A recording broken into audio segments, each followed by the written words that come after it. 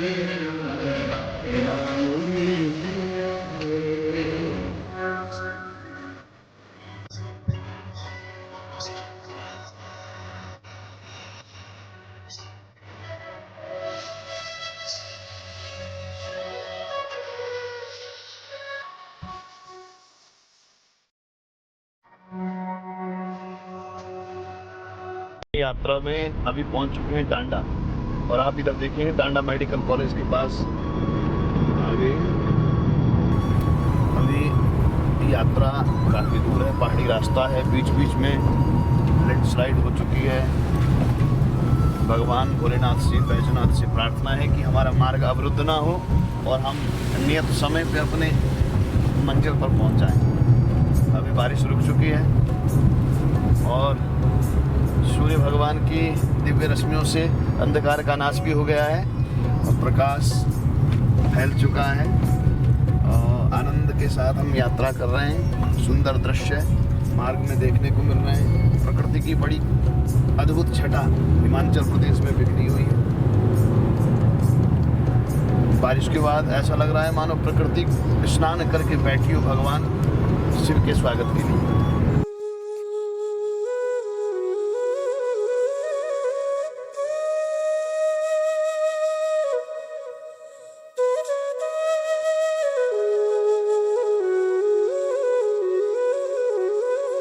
और हम पहुंच चुके हैं पालमपुर। आप देख रहे हैं सुंदर चाय की बागान। जैसी चाय के बागान आपने कहाँ देखे होंगे? असम में। वैसे ही चाय के बागान पालमपुर में। बड़ी दिव्य, मनोहारी, आकर्षक, चित्त को अपनी ओर खींचने वाली ये पालमपुर की जगह है। बहुत सुंदर, बड़ा आनंद आ रहा है। और बारिश के बाद तो यहाँ का और रूप निखर करके सामने आ रहा है। बड़ी अच्छी जगह है। अभी हमने जाना है बैजनाथ, तो इसलिए हम रुकेंगे नहीं, आगे बढ़ते हैं।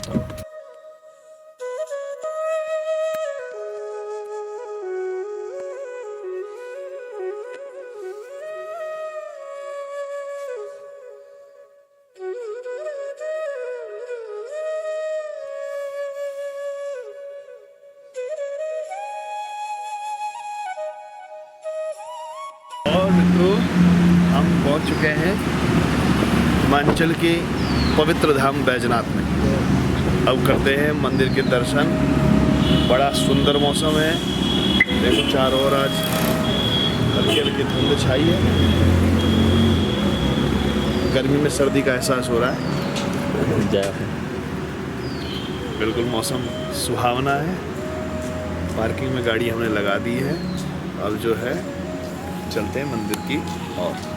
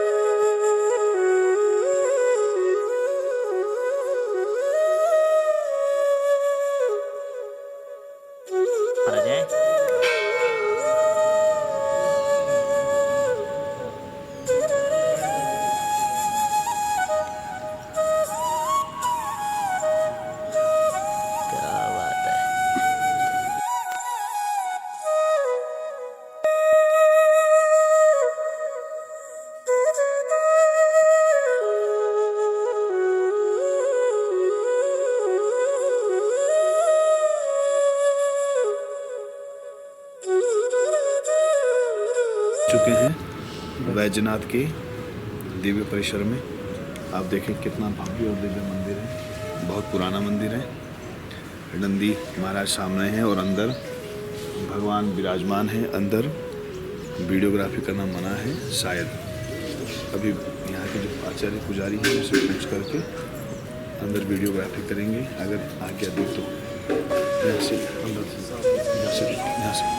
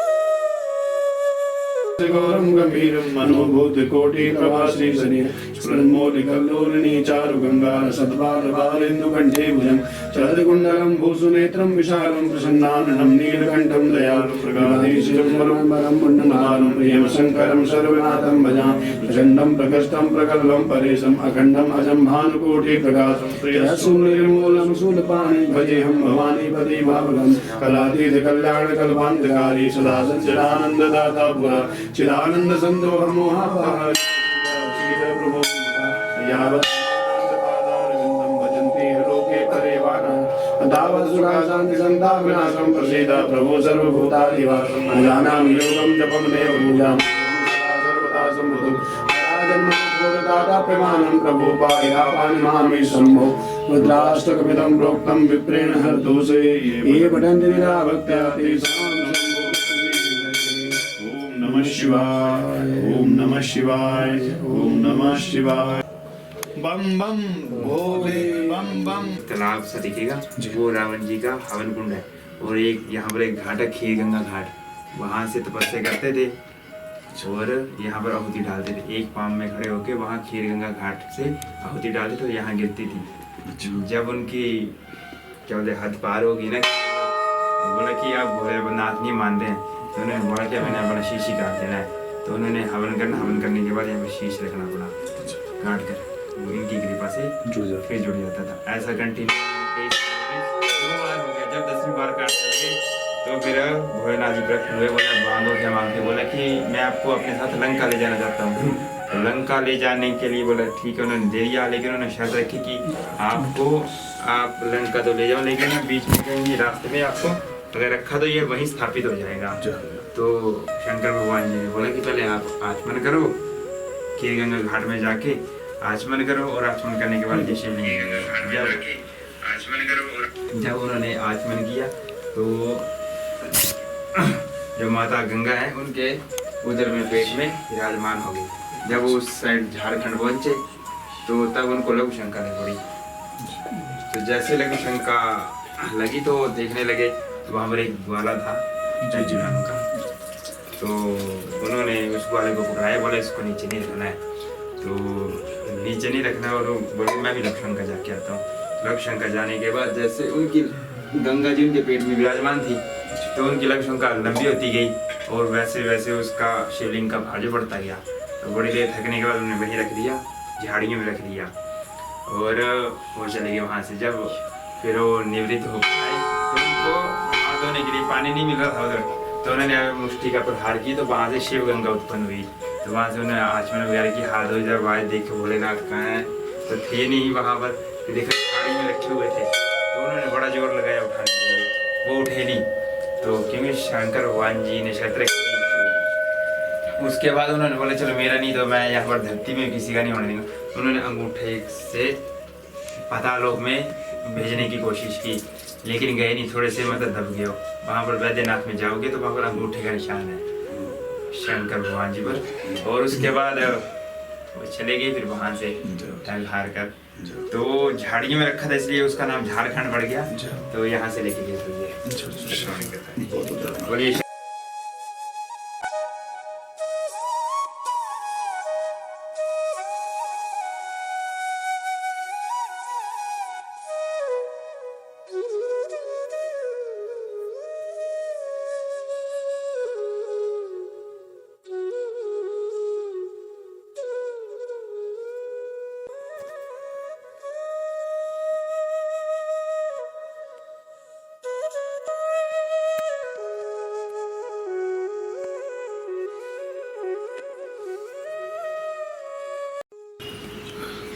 जय भोले की। भगवान के दर्शन करके बड़ा आनंद आया और बड़ा दिव्य और भव्य मंदिर है। भगवान बैजनाथ के दर्शन करके मन प्रफुल्लित हो गया। तो पहले तो यहाँ की एक छोटी सी बात मैं आपको बता दूं जो बड़ी रोचक है। बहुत से लोग यहाँ आते हैं मंदिर में, इस हिस्से में अपने कान को लगाते हैं, उन्हें एक आवाज़ सुनाई देती है जैसे जलधारा बह रही, जैसे पानी उछाले मार रहा हो। तो मैंने भी अभी कान लगा के देखा है, हाँ ऐसा लगता है। अब इसका वैज्ञानिक कारण ये भी हो सकता है कि दो दीवारें आपस में थोड़ी जगह बनी हुई है, वायु का प्रभाव यहाँ से होता है, इसलिए भी ऐसी आवाज़ आ सकती है। पर पत्थर से आवाज़ आती है, ये पक्की बात है। ये आवाज़ है, ऐसी आवाज़ है जो जैसे पानी का लहरा, पानी का एक नदी के किनारे पानी जब छलकता है तो आवाज़ आती है, जैसे लहरें बह रही हैं ऐसी आवाज़ आती है। ये बिल्कुल पक्की बात है। अब यहाँ के विशेष मंदिर का जो कहानी है, कैसे भगवान इस स्थान पर प्रकट हुए। तो सज्जनों, कहते हैं भगवान शिव का परम भक्त रावण, इस स्थान पर रावण ने किया था यज्ञ। ये वो पावन भूमि है जहाँ से रावण भगवान शिव को प्रसन्न कर, भगवान शिव को संतुष्ट करके उस दिव्य लिंग को प्राप्त किया, जो रावण यहाँ से झारखंड बैजनाथ जो है वो यहीं से लिंग रावण अपने साथ लेकर गया। कहा जाता है कि उल्कियों की माने, श्रुतियों की माने तो रावण हवन करता था भगवान शिव को संतुष्ट करने के लिए। बहुत प्रयास करने के बाद भी रावण जब भगवान शिव को संतुष्ट ना कर पाया तो उसने भक्ति में अपने शीश को काट करके यज्ञ में आहूत कर दिया। अपनी गर्दन काटकर यज्ञ कुंड में डाल देता। बहुत समय हो गया लेकिन भगवान प्रसन्न नहीं हुए, तो जैसे ही गर्दन काट कर यज्ञ कुंड में डाली, वो गर्दन दोबारा से जुड़ गई, वो सर दोबारा से जुड़ गया। ऐसे करते करते 9 बार रावण भगवान शिव को अपना शीश अर्पण कर चुका था। 10वीं बार रावण ने जब भगवान शिव को अपना शीश आहूत किया, अर्पण किया, तो भगवान शिव प्रसन्न हो गए और कहा, रावण, मैं तुम्हारी इस भक्ति भाव से अति प्रसन्न हूँ, इसलिए मैं तुम्हें आज से दशानन होने का वरदान देता हूँ। आज से तुम्हारे 10 शीश होंगे।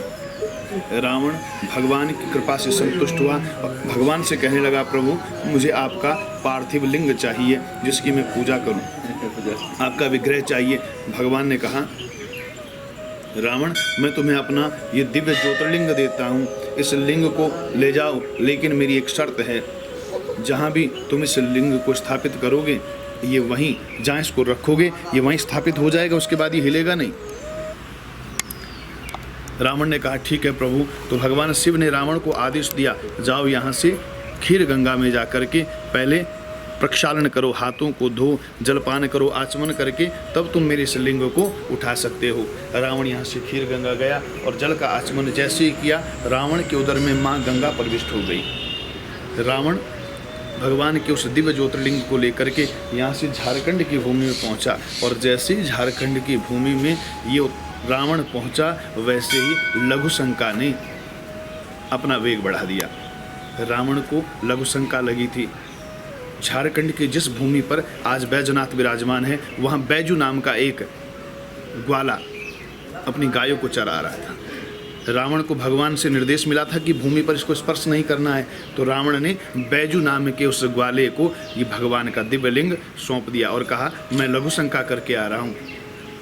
रावण लघुशंका करने के लिए गया, लेकिन माँ गंगा के प्रभाव से वो लघुशंका बढ़ती गई। बहुत देर तक जब रावण लघुशंका करके नहीं आया, तो वो बैजू नाम का जो व्यक्ति था, उसने भगवान के उस पार्थिव लिंग को, उस दिव्य ज्योतिर्लिंग को उस झाड़ी में छुपा दिया और अपने आप वहाँ से चला गया। रावण वापस आया तो उसने बैजू को ना पा करके बड़ा परेशान हुआ। उसको हस्त प्रक्षालन के लिए जल नहीं मिल रहा था, तो रावण ने एक मुष्टि का प्रहार किया, जिससे शिव गंगा नाम से वहाँ एक जलधारा प्रकट हुई। झाड़ियों को हटाकर देखा तो वहाँ पर भगवान की पिंडी, भगवान का शिवलिंग विराजमान था। रावण ने उठाने का प्रयास किया, लेकिन भगवान वहाँ से निकले नहीं, विस्थापित हो गए। तो रावण ने सोचा, जब ये शिवलिंग, जब ये भगवान की दिव्य विग्रह मेरे साथ लंका नहीं जा सकता, तो मैं यहाँ किसी और के लिए भी इसको नहीं छोड़ूंगा। और अपने अंगूठे के प्रभाव से, अंगूठे के दबाव से भगवान के उस लिंग को पाताल में भेजने का प्रयास करने लगा। लेकिन भगवान की शक्ति अनंत है। शिव अनंत, शिव कथा अनंता। भगवान की अनंत कथाएं और शिव अनंत है, उसको पार पाना बड़ा मुश्किल है। तो रावण ने जैसे ही उसको अपने अंगूठे के बल से दबाने का प्रयास किया, तो भगवान थोड़े भी नहीं खिसके। आज भी भगवान के उस लिंग के ऊपर बैजनाथ में अंगूठे का निशान है। और महाराज झाड़ियों में रखा गया था भगवान का ये दिव्यलिंग, इसलिए वहाँ उस स्थान का नाम पड़ा झारखंड। ऐसी भगवान की दिव्य लीला है। यहीं से गए थे भगवान बैजनाथ, जो आज झारखंड में स्थापित है। ऐसी दिव्य महिमा, ऐसा दिव्य स्थान है। भगवान की बड़ी अद्भुत कृपा हम सब पे हुई है कि अपने इस दिव्य स्थान पर आने का सौभाग्य दिया। आगे एक तालाब है जहाँ पे रावण यज्ञ करता था, और नीचे खीर गंगा है। यदि समय मिला तो खीर गंगा के भी दर्शन अवश्य करेंगे। जय भोले की।